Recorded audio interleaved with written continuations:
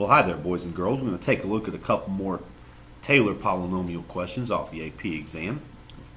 We're going to get right after this one. I've got a series that's given to me, and it's both an expanded form and also the general term. And it says it's defined by this power series, and I have to answer some questions. So let's just get after that. Part A asked me to find f prime of 0. Now this means this is the coefficient of the x to the first term. So I want the coefficient of the x term. Well, let's look up here. Well, there is no x to the first term. That means that it must have been 0. So we've seen a question sort of similar to this before. We know this is like f of 0 plus f prime of 0x, and that's not there, so it must have been a 0. F prime of 0 had to be 0. Okay, well, we're not to be yet. Now let's do the next part. What about f double prime of 0? Well, we know from our general term, f double prime of 0 over 2 factorial is the coefficient of the x squared term from our general Taylor polynomial form. So let's take a look up here and see what the coefficient of the x squared term is. Well, it's right here. You got to look at this negative as well. So I'm going to set f double prime of 0 divided by 2 factorial equal to negative 1 over, by the way, that's 3 factorial. It's hard to tell, but you can see from your packet. So there's the coefficient of the x squared term. So to solve this for f double prime of 0, I'm going to multiply both sides by 2 factorial. Negative 2 factorial over 3 factorial, which simplifies to negative 1/3 because it's like negative 2 over 6. So I have answered f double prime of 0. And we've seen questions like that before as well. That's a 3. Yes, it is. All right, so now I have to answer this question. Determine whether f has a local maximum, a local minimum, or neither at x equals 0, and give a reason for your answer. Well, the only way we can have a local max or a local minimum is if f has a critical point. F has to have a critical point, or f has a critical point if f prime equals 0 or if f prime equals undefined. We've already established in part A that f prime is 0. That means that we are dealing with a critical point. Now what about f double prime? F double prime worked out to be negative. So we have a critical point and we are concave down at a critical point. That means that we are at a maximum. So f has a relative maximum at 0. So there we go. There's part A. Part B, show that 1 minus 1 over 3 factorial approximates f of 1 with error less than 1 over 100. Well, you have an error statement, and so you need to figure out if you're going to do Lagrange or if you're going to do alternating. Now, alternating is pretty easy here, plus we don't have any kind of a statement about the maximum value of the next derivative. So they have plugged 1 in for x, and they've used the first 2 terms. So they have f of 1 is approximately equal to 1 minus 1 over 3 factorial.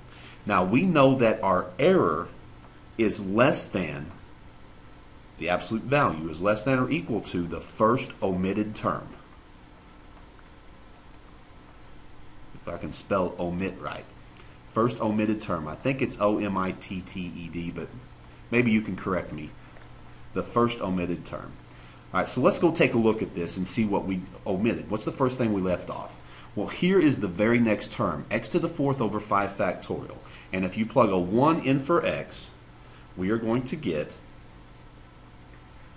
our error is less than or equal to 1 over 5 factorial. Now 1 over 5 factorial works out to be 1 over 120, which happens to be less than 1 over 100, like they said. So I've done that part. All right, so let's still take a look at part C, which is a big part of this. Show that y equals f of x is a solution to the differential equation xy prime plus y, and it has to work out to be cosine x. I want you to remember that cosine x is the expansion 1 minus x squared over 2 factorial plus x to the 4th over 4 factorial minus x to the 6th over 6 factorial. So they are asking me to do all of this where this is y, and hopefully when I simplify it, it works out to be this cosine x expansion. So let's go do that. I'm going to build this one step at a time. So let's scroll on down here. All right, now I have y equals, or f of x equals 1 minus x squared over 3 factorial plus x to the 4th over 5 factorial, and then minus x to the 6th over 7 factorial, plus dot, dot, dot. I'm not going to mess with the general term. I'm just going to see if I can make the pattern work. Well, there's y. So what is y prime? Well, y prime is 0. I'm not going to write that down. And then minus 2x over 3 factorial, that's the derivative of this term, plus 4x cubed over 5 factorial, that's the derivative of this term, and then minus 6x to the 5th over 7 factorial. So that's what y prime is.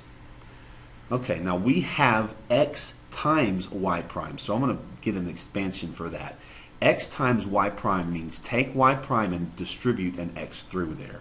So that would be negative 2x squared divided by 3 factorial plus 4x to the 4th divided by 5 factorial, and then minus 6x to the 6th divided by 7 factorial. Now here's where we have to group some things together. The final question was, what is xy prime plus y? So I have to take this expansion for y and add it to xy prime. And you can only add like terms. So let's just see what happens if we get xy prime plus y. Let me go back up just a little bit here.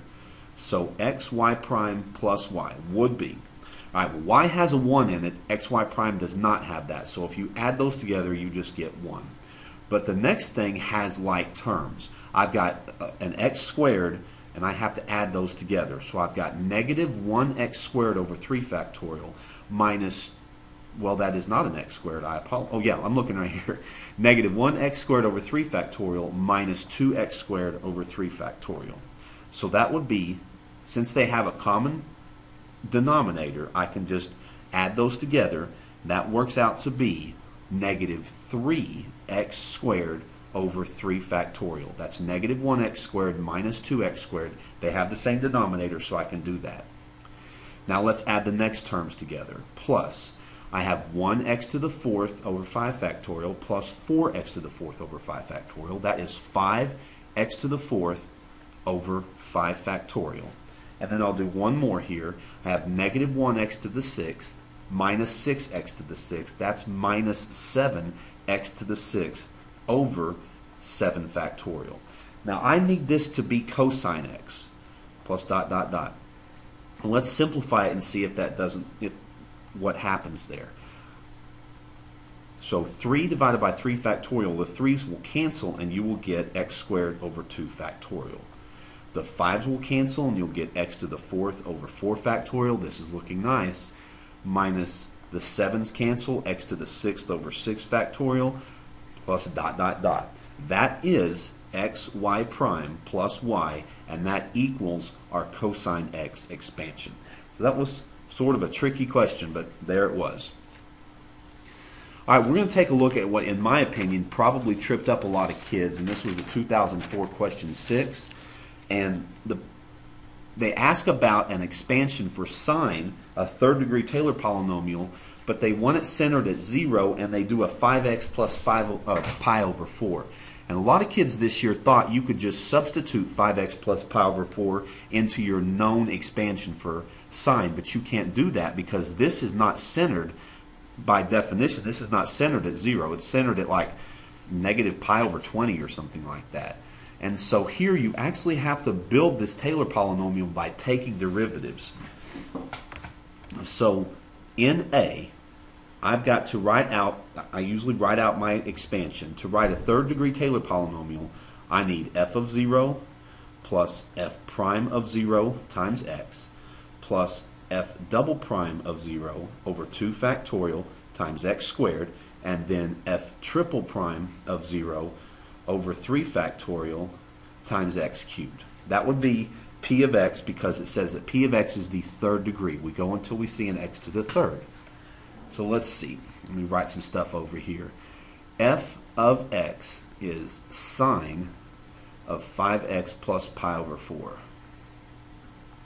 So f of 0 would be the sine of, if you plug in 0 for x, you're going to get the sine of pi over 4, which is 1 over the square root of 2. Or you can call it square root of 2 over 2, but we don't really rationalize our denominators anymore. So that goes right here. Now the next part is going to be tricky. I have to find f prime. F prime is going to equal cosine of 5x plus pi over 4 and then times 5. That's the chain rule. So f prime at 0 would be the cosine of pi over 4 times 5. Now I'm glad they chose pi over 4 here because sine and cosine have the same value there. It's 1 over the square root of 2. So this is 5 over the square root of 2. So there's f prime of 0. Okay, so let's go to our next derivative, f double prime. F double prime of x would be negative sine of 5x plus pi over 4 times 25, because we have to use, I'll do a 5 squared here. We have to use the chain rule again. So f double prime of 0 would be negative sine of pi over 4 times 25.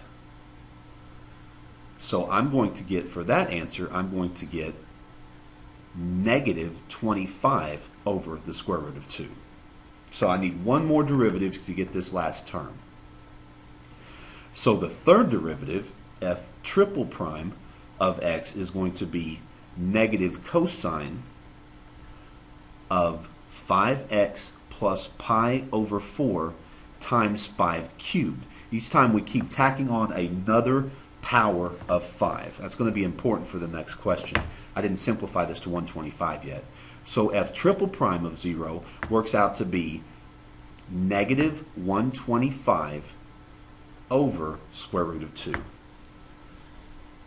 Alright, so let's plug these into our formula and see what we get. So in A we get f of 0, which worked out to be, it was way up here, 1 over the square root of 2. 1 over the square root of 2. Plus f prime of 0 times x. Well, that's 5 over the square root of 2 and then times x. And then f double prime of 0 is, well, this is actually going to work out to be negative, right? So this is going to be minus,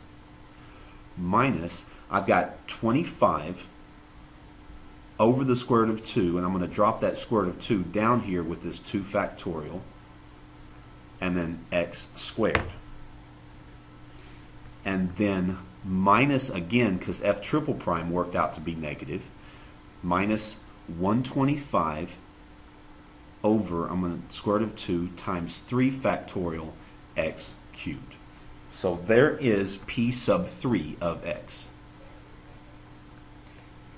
Alright, part B. What are we supposed to do in part B? We are supposed to find the coefficient of x to the 22nd in the Taylor series for f about x equals 0. Let's take a look at this. We can see a pattern here. The x to the 22nd is going to have a 5 to the 22nd in front of it because of this pattern. And that's why I had like 5 squared and 5 cubed over there.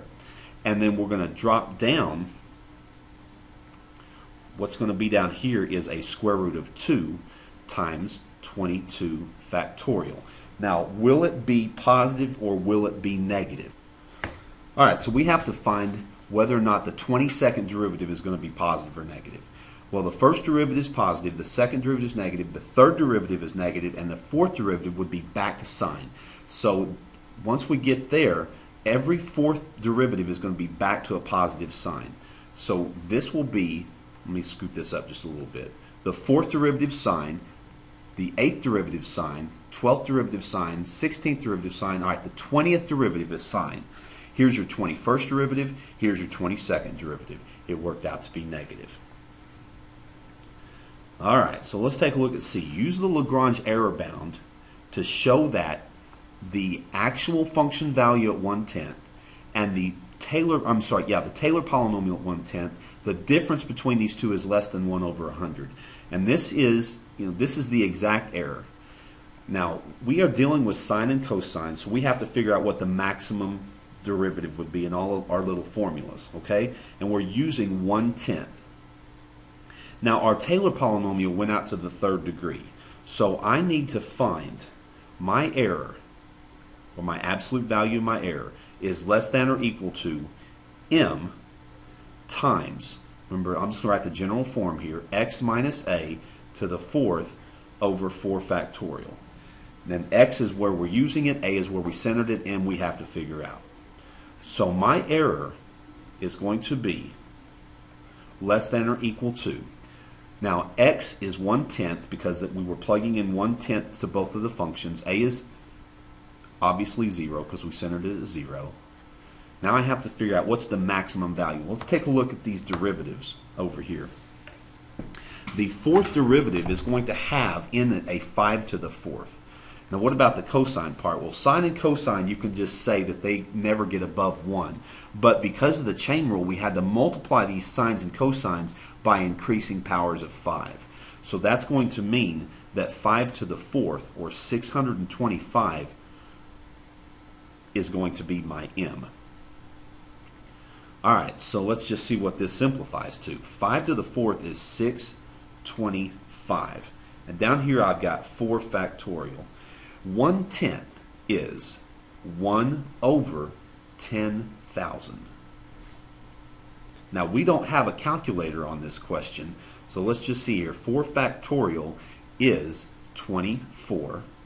So this is 625 over 240,000. Simplifies to, and I'm going to be honest with you, I just asked my calculator this, 1 over 384. But you could go through here and simplify it yourself, but this is less than 1 over 100. All right, let's take a look at our last part here. Our last part is asking for, let g be the function, I'm going to integrate f, right? The third degree Taylor polynomial for g about x equals 0. All we have to do is integrate what we already had earlier. We just have to integrate it. So we have our third degree Taylor polynomials right here, and we're just going to integrate this, which just means it's fairly simple to integrate. I'm going to put an x on this term, and I'm going to make this x squared over 2, and I'll make this x cubed over 3, and just dot, dot, dot like that. So let's see what that will be.